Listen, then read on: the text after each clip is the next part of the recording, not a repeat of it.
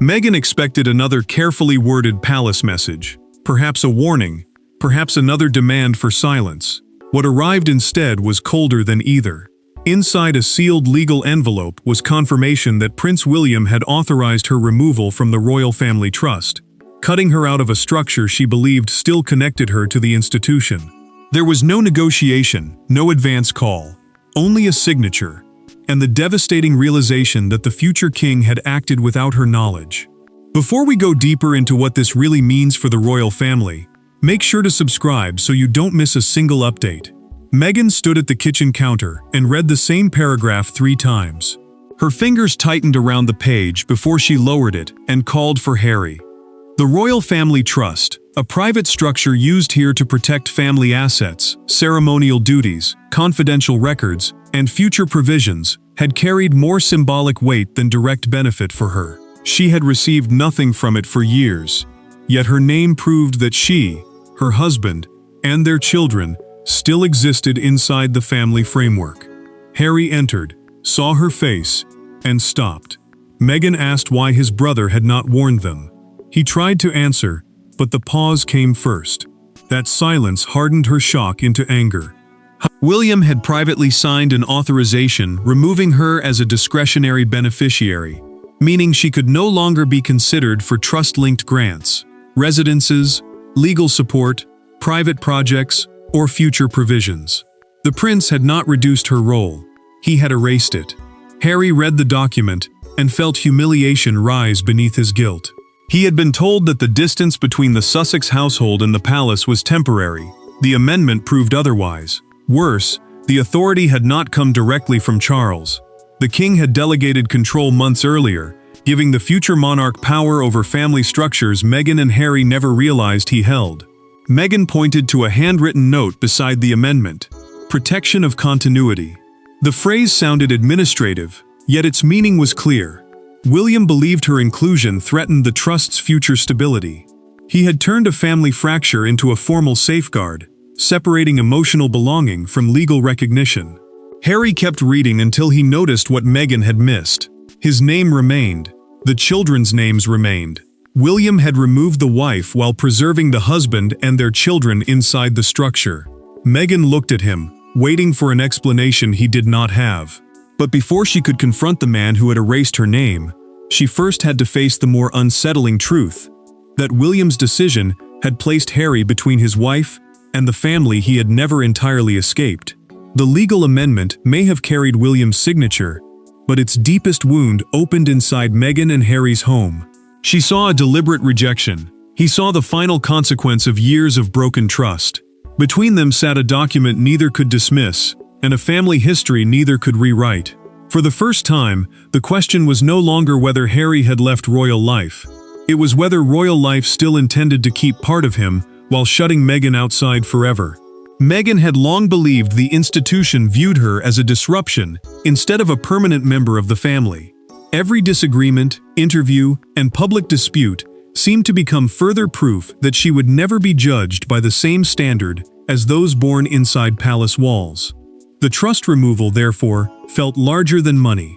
It appeared to confirm that the family had finally turned years of suspicion into official policy, leaving her connected by marriage but excluded by design. Harry listened as she asked the question he had feared most. Had he known this was coming? He opened his mouth, then hesitated. That pause lasted only seconds, yet Meghan felt its weight immediately. He insisted that he had heard vague warnings about restructuring, a term used for changing how private family arrangements were managed. But she heard something darker. Palace discussions about her future had continued behind closed doors, while she remained deliberately uninformed. William had approached the matter from another direction entirely.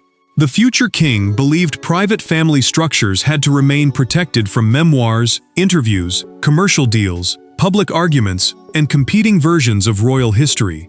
To him, stability demanded hard boundaries, yet the amendment exposed how targeted that boundary truly was. Harry retained limited provisions. Archie and Lilibet remained protected. Meghan alone had been removed. Meghan turned to the internal review notes and found Catherine's approval beneath William's reasoning. The princess had not ordered the change, but she had accepted his argument that the trust needed a clear royal boundary. Later, after the prince left the room, Catherine remained with the file in her hands. She understood how cruel the decision would appear, yet she could not dismiss his fear that uncertainty might one day affect George, Charlotte, and Louis. Then Meghan noticed the date beside the first review request. The process had begun immediately after a private meeting at Windsor. Harry recognized it too, and his expression changed. The amendment had not begun with lawyers, trustees, or financial calculations. It had begun months earlier in a closed Windsor room, where one conversation crossed a line William would never forgive.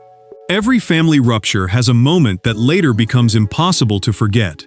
For William, that moment came during a private Windsor meeting meant to reduce tension before a major royal anniversary. Instead, the discussion collapsed into accusation. Voices sharpened. Old grievances returned.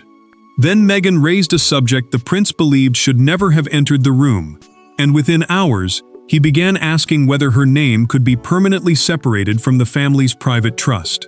William entered determined to protect what remained private, while Meghan arrived convinced the palace had used secrecy to contain her voice. The gathering was arranged to set boundaries around future statements, personal letters, family photographs, commercial projects, and public references to the monarchy. Those boundaries mattered because every private detail could shape reputations, deepen divisions, and turn pain into public conflict. Meghan placed a folder on the table. Inside were proposed terms for using selected family correspondence in a future media project designed to defend her reputation. William opened it, read the first page, then closed it firmly. He told her that private letters involving the late Queen and other relatives would never become bargaining material. Meghan answered that silence had always protected the palace, never her. Harry tried to calm them, but the prince asked whether he had helped prepare the proposal. His brother did not answer. That refusal cut deeper than any accusation. William saw proof that the line between private grief and public strategy had disappeared, while Harry saw another demand to choose between his wife and his blood. After Meghan and Harry left, William contacted the keeper of the privy purse, the senior official responsible for managing the sovereign's private financial affairs, and requested a complete list of every trust, committee, agreement, and family structure carrying her name. The request was not emotional. It was deliberate, making it more dangerous. Personal pain had become an institutional security question. Charles later urged caution. He feared formal exclusion would turn a damaged relationship into a permanent break, but William argued that leaving Meghan inside confidential frameworks after the Windsor proposal created a risk the family could no longer ignore. The king remained alone afterward, holding his glasses in one hand and the trust summary in the other. He understood that reconciliation was no longer among the choices before him. Only different forms of separation remained. When Meghan learned that William had traced the removal directly to the folder, she demanded a private meeting without lawyers or courtiers. What had started as a secret legal removal was now racing toward a face-to-face reckoning, because Meghan no longer wanted explanations from documents. She wanted William to defend the decision in front of her. When Meghan finally faced William, she did not begin with money, residences, or legal language. She began with one sentence: "You decided I was no longer family." The prince remained standing while she sat across from him, the amended trust papers between them. No aides were present. No lawyers softened the words. And as the conversation unfolded, it became clear that neither had entered the room seeking compromise. Each had come to deliver a verdict on the other. Meghan slid the amendment across the table and demanded to know why solicitors had delivered a decision he could have spoken himself. William did not reach for the pages. He said the trust was not a declaration of affection, but a private instrument requiring confidence, discretion, and loyalty to the crown's long-term interests. The royal family trust, in this story, was the legal structure protecting selected assets, confidential records, and future family provisions. To him, it could not survive divided loyalties. Meghan rejected the distinction, removing only her while preserving conditional protection for Harry, Archie, and Lilibet was not neutral administration, she said. It was isolation, dressed as duty. William admitted the choice had been deliberate. He would not use the children as leverage, but he no longer trusted her with access to structures containing private family information. Meghan then asked whether Catherine had supported him. The prince hesitated before answering. His wife had agreed the trust needed protection, he said, but the final authorization was his alone. The admission deepened the wound. Catherine had not signed the order, yet she had accepted the reasoning behind it. For Meghan, that quiet agreement felt like another closed door, proving that even private sympathy would never become public resistance. William revealed that the Windsor folder was only part of the case.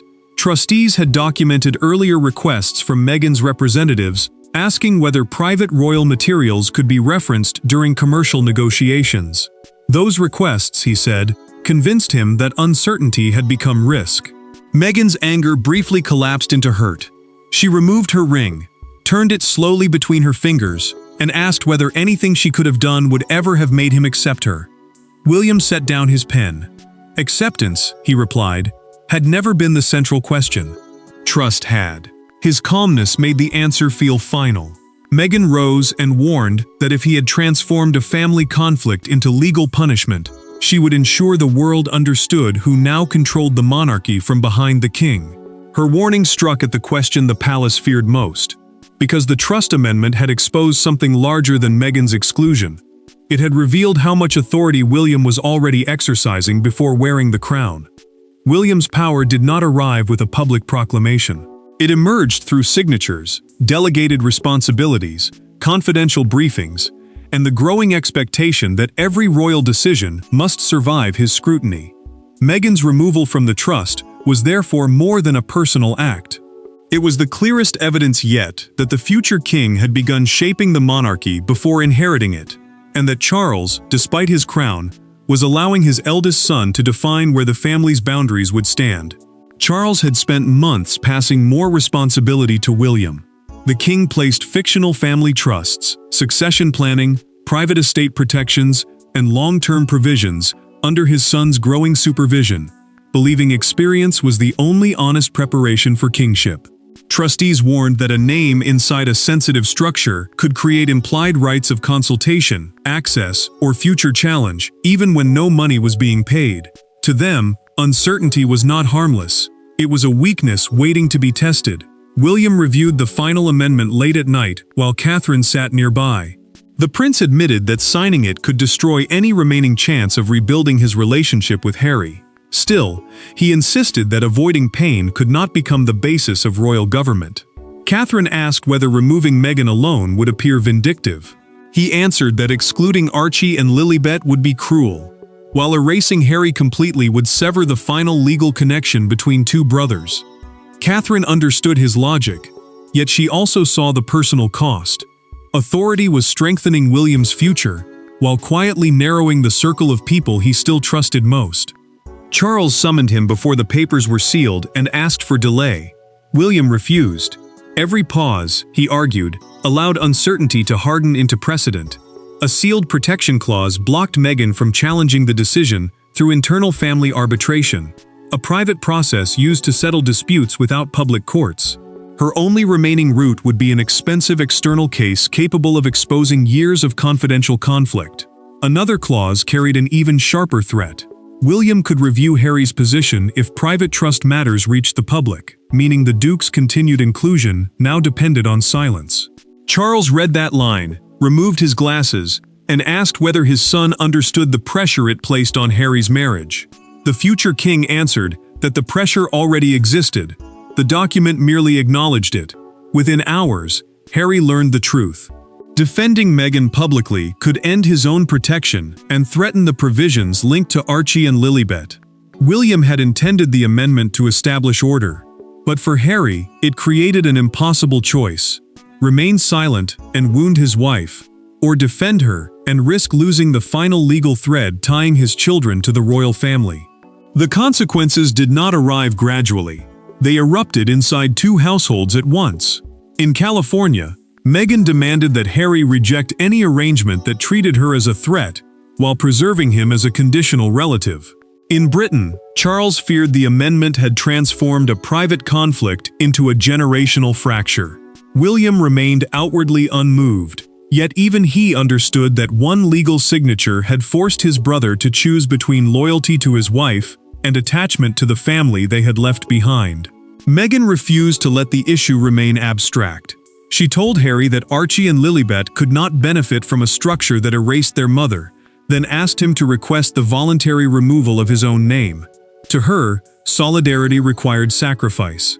To him, the choice carried the weight of birth, history, and the last thread connecting their children to the family he had expected to serve for life. Harry walked outside with the amendment in his hand. He sat alone, folded the page once, then again, until William's signature disappeared inside the crease. Anger rose first, but grief followed. Giving up his place would protect Meghan from standing alone, yet it would also feel like surrendering the final piece of a birthright reduced by distance, bitterness, and years of conflict. Meghan saw his hesitation and heard the palace speaking through it. She accused the institution of still holding emotional power over him. Harry insisted that he was thinking about the children, not rank or privilege, but the explanation did not ease her pain. Charles called privately and urged his younger son not to decide immediately. Harry answered that the king had remained silent, while William designed a punishment aimed directly at his wife. The monarch admitted he had not signed the amendment, but he had refused to overrule it. That confession confirmed the betrayal. Charles had chosen unity with the future king over intervention for Meghan. Camilla warned that hesitation would make the king appear powerless.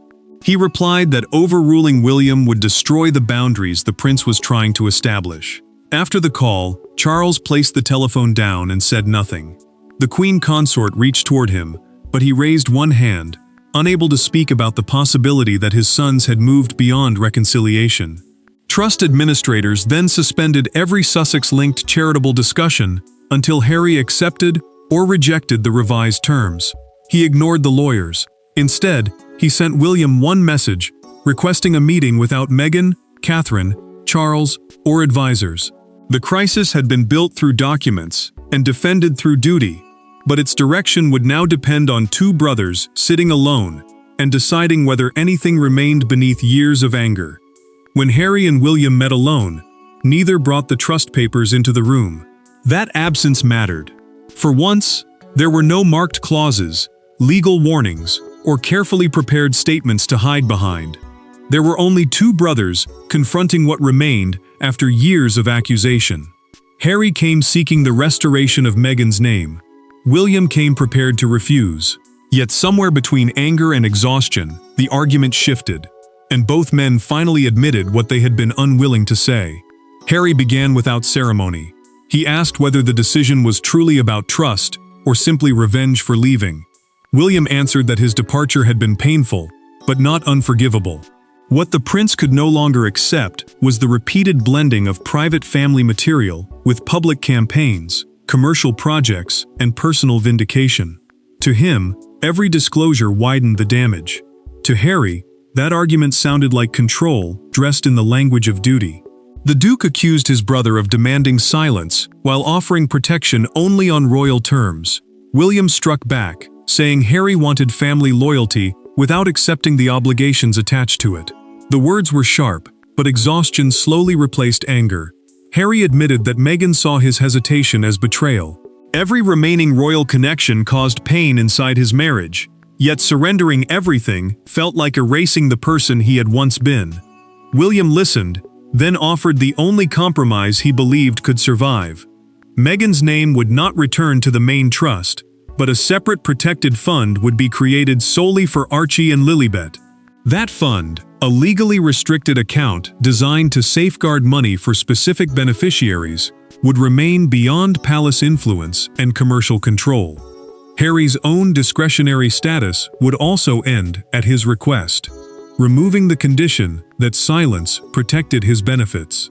The solution gave Harry freedom without sacrificing his children's future. It did not restore trust, and it did not heal the brothers, but it ended the pressure that had trapped him between marriage and birth. He extended his hand. William stared at it before accepting. Both understood that the gesture closed a negotiation rather than repaired a relationship. Silence followed, heavier than their argument. Harry understood that freedom had arrived through another loss, while William recognized that authority could settle the document, but not restore the brother who once trusted him without conditions completely. William agreed to tell Charles that the restructuring had been mutually accepted, sparing Harry the humiliation of expulsion and preventing Meghan from being blamed for his complete removal. The brothers had finally reached a settlement, yet before either family could absorb its emotional cost, the secret amendment escaped into public view and transformed a private wound into a global judgment. By sunrise, the private settlement no longer belonged to the family. It belonged to broadcasters, newspaper editors, palace commentators, supporters, critics, and millions of strangers choosing sides. Meghan's removal became a symbol onto which the public projected every argument about loyalty, race, privacy, money, marriage, and monarchy. Yet one front page captured the conflict more brutally than all the others. A photograph of William beside the words, "The future king closes the door." The headline appeared at a London newsstand near Buckingham Palace, placing the prince beneath the crushing words, while a smaller image showed Meghan holding Harry's hand. Within minutes, a crowd formed outside the palace gates. Some defended William's duty to protect the institution. Others carried signs accusing the monarchy of punishing a woman who refused to remain silent. The argument had escaped the family and become a national verdict. One major broadcaster described the amendment as proof that the future king was already acting as the monarchy's chief guardian. Another panel called it a personal exclusion disguised as governance, meaning authority presented as neutral management while carrying a deeply human punishment. Every interpretation sharpened the divide. William appeared decisive to some and ruthless to others, while Meghan became either a rejected outsider or a woman finally freed from an impossible system. Meghan watched without speaking. When one commentator called her removal inevitable, she switched off the television and told Harry that the palace had finally achieved the clean separation it had always wanted. He answered that they had also gained freedom from conditional belonging. His words did not erase her pain, but they changed its shape. Rejection remained, yet release now stood beside it. Charles approved a restrained statement, confirming that private family arrangements had been reorganized by mutual agreement. The king refused to name Meghan as the cause or William as the victor. More importantly, the statement confirmed that Harry had relinquished his own discretionary position, a status allowing selected trust benefits under specific conditions. That disclosure shattered the claim that Meghan alone had been expelled while her husband remained protected. During a live broadcast, a fictional former royal advisor offered the clearest judgment. This is not reconciliation, but it may be the first honest boundary this family has created in years. As the public argument reached its height, the amended documents moved toward their final signatures, ending Meghan's position, Harry's conditional membership, and William's remaining leverage over both of them. Behind the headlines and public fury, one final set of signatures waited to define the true verdict, not who had won, but what each person won.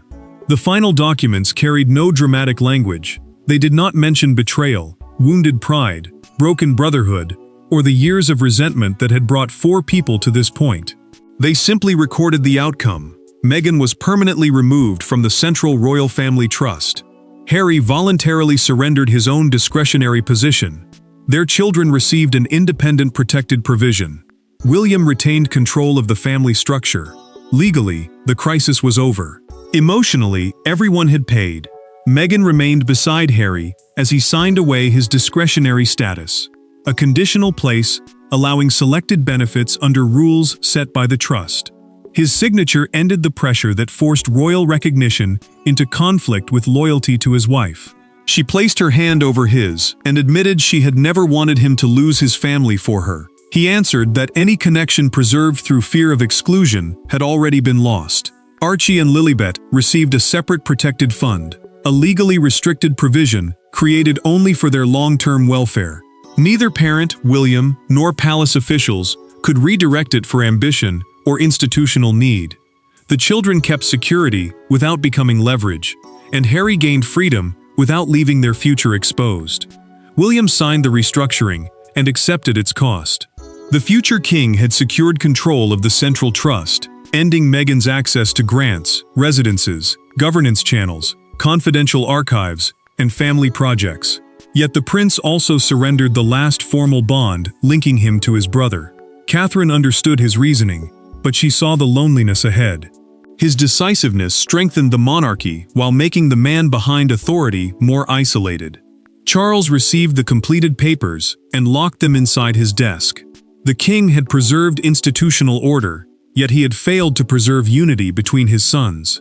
No crown, title, or command could force reconciliation where trust had died.